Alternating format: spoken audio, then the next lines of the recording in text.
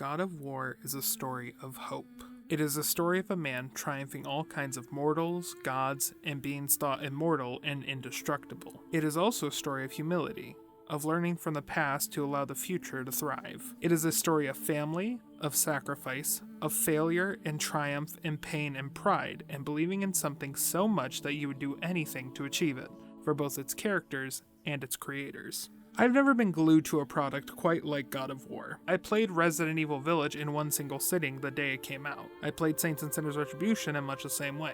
But these games are short, at least when compared to the gargantuan epic being told by Santa Monica Studios. Compiling my favorite moments of this game would total 59 hours of my 60-hour playthrough. It is just that goddamn good. What's most remarkable to me is that there are a few lulls in the runtime. I played on the second hardest difficulty, mostly because Joe told me to, but the speed of restarting a section didn't cut any of the tension of those fights I lost. The adrenaline I felt at the beginning of each boss fight continued after I died and respawned. That aspect alone made this game so much easier to engage with than the games it pulls inspiration from.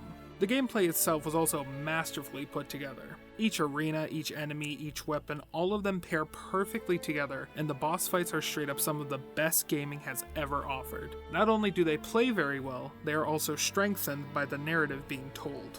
Ragnarök is both a retelling of the titular prophecy of Norse mythology and a personal journey for Kratos and Atreus, and it weaves between those two narratives so seamlessly at times I wanted to skip the gameplay to get back to the cutscenes. What I especially love is how this game handles the concept of prophecy itself, how it constantly makes you and the characters wonder if they have any free will at all, and how they'll often create self-fulfilling prophecies in an effort to subvert it. And you experience the dichotomies of the free will thought experiment in-game. Kratos believes he is in charge of his destiny, while Atreus is at times so beholden to prophecy that he unknowingly or unwillingly aids it. In ways, they're both right and wrong, but through understanding their place in the world and understanding that the ending has yet to be written, they manage to achieve their goal and make the realms a better place, though not without a steep cost. And within that story of father and son comes the story of Ragnarök itself, and how these seemingly impossible events become reality. The creation of the world serpent, Surtur turning into Ragnarök itself, stealing and then retrieving the fucking moon, it makes no sense until you're already in the thick of it. Where I might lose you even more is how I feel the game contextualizes its plot holes in the greater style of mythology.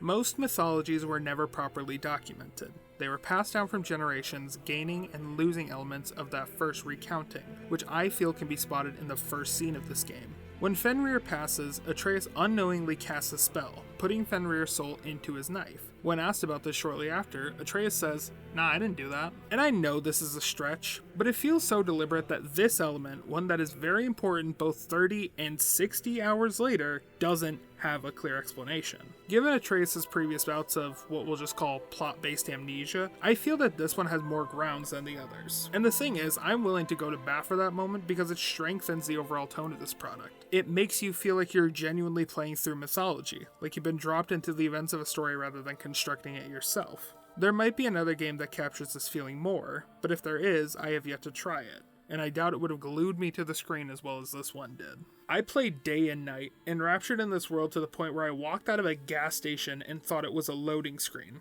And as embarrassing as that was for my fiancé, I saw it as a testament for how much I was enjoying this game. I also cried a lot during this game. Yeah, I'm not gonna lie, this game got to me more than once. I mean, hell, I had to put the game down 5 minutes after starting it with the Fenrir scene. But if I had to pick one scene that was my absolute favorite, the scene that I think encapsulates this whole game and its achievement, it's the hunting scene.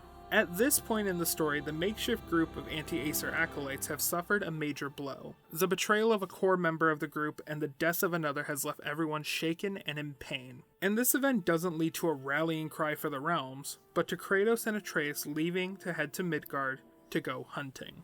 Father, can we? I want to go hunting. I will follow. The child, who when we first met him had to prove himself on a hunt that he potentially wasn't ready for, now finds comfort in it. Comfort in that routine and those lessons, and seeks it out to take his mind off of what just happened, the events that he feels personally and directly responsible for. Kratos, with his newfound tenderness, follows without hesitation. Atreus applies the lessons he's learned from that hunt years ago, ready to release an arrow unwaveringly, before Kratos, the god of war, stops him.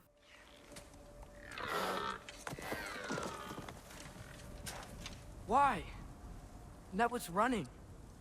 And so are we. I don't understand. When an animal is wounded, it must stop the bleeding, or it will die. We have been wounded. And this is a distraction. These moments are scattered throughout the entire game, littered all the way from the beginning and making connections that led all the way into the ending. And what an ending it was. To see the clashing of prophecy with the lessons both Kratos and Atreus have been learning throughout their whole journey was masterfully done. And then we get to what is inarguably the best boss fight that I've played in a very long time. And I'm not talking about Thor, although that one was also very, very good. I've never held more contempt and hatred for an enemy in my 24 years of gaming than I have with Odin. Throughout this game, you've seen him dance in his half-truths, false promises, and outright lies and deceptions to everyone who surrounds him. His family, his devotees, all of them are subject to his manipulation, none more so than Atreus. You could easily see how Atreus could become Odin's puppet, had it not been for those lessons that Kratos and Mimir taught him. Those principles that guided him into not only finding who he is, but protecting the people he cares about. And watching Odin become desperate in those final moments was so satisfying. Watching someone who views themselves as an infallible tactician crumble apart was genuinely an unforgettable moment. And that fight, man. It's not the hardest fight, but it feels like a gauntlet. If you include the fight with Thor, this is at least a 3 or 4 phase fight in a similar vein to Radagon and Elden Beast, though not nearly as difficult. This fight isn't meant to be the ultimate test of knowledge and mastery, this is meant to be the climactic conclusion of the game. And I especially love that last phase where Freya joins the fight, where these 3 characters that we've grown to love finally join together to fight this being that has been the source of so much pain and misery in each of their lives. I, historically, don't like when a final boss fight of a game is a QTE. But paired with how great the fight itself was, before watching these 3 combine their strength to put Odin down was just... it was perfect. It was as perfect as a QTE could have been for a finale. And it doesn't end there. Putting the soul of the Allfather into a goddamn Fushigi only for him to get one shot by a short king is perhaps the only way to properly conclude the story. Anything else would have felt too fairy tale-esque, like what almost happened. But no, this is right. This is how things should be.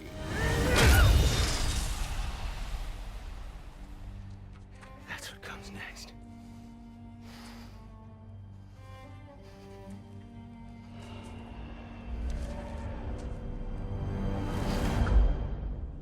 And then Santa Monica decided to add a roguelike story add-on over a year after the game's release. And let me tell you, as someone who is very conflicted on how they feel about roguelites, this one is fantastic. I think the reason for this is trifold. 1, it's super short, maybe like 4 runs through the gauntlet will give you the full story, and almost everything else is at your discretion for how you want to engage with it. 2, the story therein is actually really good.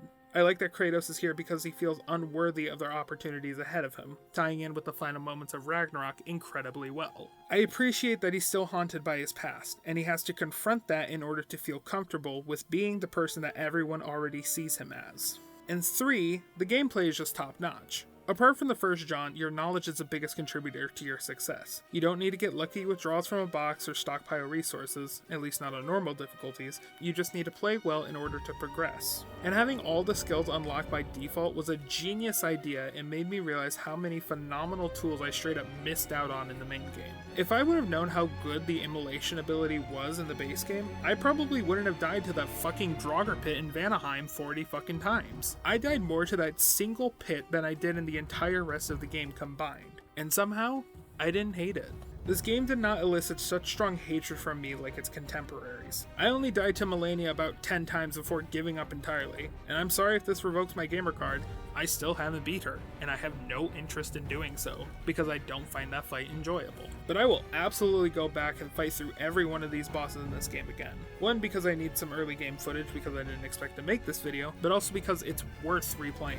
In every aspect that this game attempts, it succeeds. The writing, the music, the acting, the style, the gameplay, the cinematography, all of it is masterful. And the fact that it comes together seamlessly and effectively makes this product a masterpiece, at least for those who aren't expecting something else. I can't speak for the people who thought this was a betrayal of their expectations and investment in this series. But to those people, all I can say is this. If you view the entire franchise as a continuous story, which for the most part it is, and value Kratos and his journey through Greece, then seeing him in a new setting with a new pantheon and set of problems to face should be very interesting for you. Sure, the current media fixation of parent and child relationships has become a bit tired now, but to boil this game down to Atreus and his father is doing the game a great disservice. It is not a father and son road trip. It is a journey where these two people who are strangers to this land and each other are constantly getting wrapped up in the meddling of gods, and you watch the world continue to get worse despite their best efforts, until they're actually able to do something about it. If you were interested in Greek mythology because of God of War, Norse mythology is an even greater focus of the sequel series, and is a more interesting mythology to follow in my opinion. If you like the combat because it makes you feel empowered from taking on mythical creatures and gods, then despite the POV change, this game does that extremely well. If you like the triumph and climax and absurd conclusions that these games reach, this game will satisfy that desire for you. I don't remember the last game that left me this inspired. I don't remember the last game that didn't have a gigantic asterisk attached to the product that I had to ignore. And I don't remember the last game that I played that maintained its quality all the way through. There is no development studio that impresses me more right now than Santa Monica Studios. I've seen that documentary more times than I can count because it truly is the story of artists. Yes, I know it's curated. Yes, I know for a fact that there are things scrubbed out of there due to the big blue publisher at the bottom of the screen, but it is surprisingly real for what is essentially a sanitized product. And more than anything, it sends the message that I think its authors intended. Hope. Should I lose everything and everyone? There's to be enough left inside so that I do not become you.